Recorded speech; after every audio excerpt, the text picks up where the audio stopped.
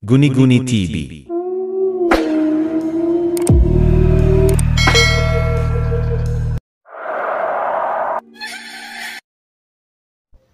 Ako po si Telma, 30 years old. Nakatira po ako sa Pasig. May dalawa po akong anak. Hiwalay po ako sa asawa. Nagtatrabaho po ako sa Ortigas. Hindi ko na po babanggitin sa inyo kung saang building sa Ortigas ako nagtatrabaho. Sa 5th floor po ang aming opisina. Alas 8 hanggang alas 5 ng hapon ang pasok ko. Maraming nagtatrabaho sa building na pinapasukan ko.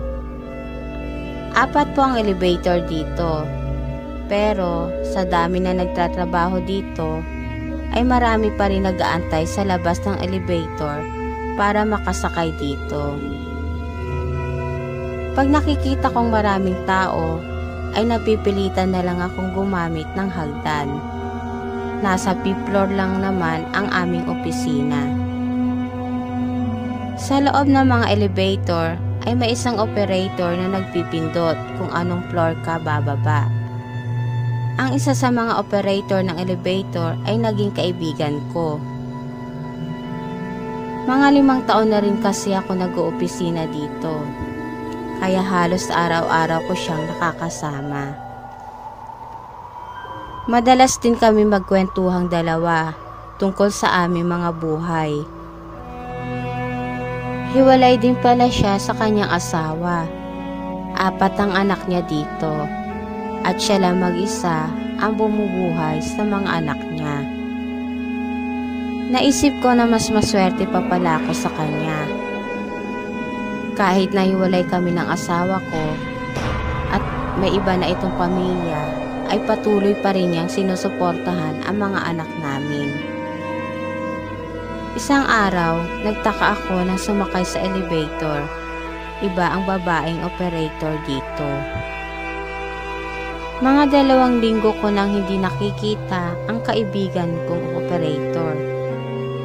Blessy ang pangalan niya. Nalaman ko na may sakit siya. Mga ilang araw lang ang lumipas ay nagulat ako sa balita na patay na raw ito. Nagulat ako at napaluha sa narinig kong balita. Lalo pa akong nalungkot nang nalaman ko na ang bangkay niya ay dinala raw sa Mindanao. Doon kasi nakatira ang mga magulang niya at mga anak niya. Nung nasa ospital siya ay gusto ko siyang puntahan, kaya lang ay sunod-sunod din ang naging problema ko. Mabait si Blessy. Kahit na marami itong problema ay palabiro at masayahin ito. Matagal na pala itong may sakit. May sakit pala ito sa puso. Tuwing sasakay ako sa elevator ay naaalala ko siya. Hindi ko maiwasang hindi malungkot. Marami akong mga naririnig na kwentuhan ng mga kasamahan ko na ang bagong operator ng elevator na babae ay may pagkamasungit. Bihira itong ngumiti. Laging seryoso raw ang mukha nito. Magpapasko nun, kailangan namin mag-overtime araw-araw. Tuwing nalalapit na ang Pasko, naiisip ko na magpapasko na naman. Bigla ko tuloy naalala si Blessy. Tuwing sasapit kasi ang Pasko, ay hindi niya ako nakakalimutan bigyan ng regalo. Ganon din naman ako sa kanya. Binibigyan ko rin siya ng regalo.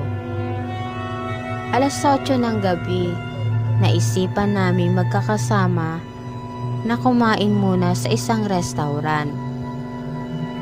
Tapat lang naman ito ng building na aming pinapasukan. Sumakay kami sa elevator pababa. Nang nasa 1st floor na kami, napatingin ako sa isang elevator. Marami pa namang tao na mga oras na yon. Hindi ko malaman kung namalikmata lang ako Para kasing nakita ko si Blessy na nakatayo sa harap ng isang elevator. Naisip ko na baka kamukha niya lang ito. Medyo natakot ako ng mga oras na yun.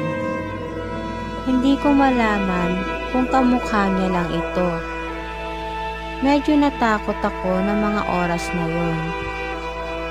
Habang naglalakad kami ng mga kasama ko palabas ng pintuan, ay nilungan ko ang babae. Wala na ito sa kinatatayuan niya. Kaya napaisip ako, sino kaya ang babaeng nakita ko na kamukha ni Blessy? Ang sabi ko sa sarili ko. Habang kumakain kami, ay masaya kami nagkukwentuhan. Pero, hindi nawawala sa isip ko ang babae.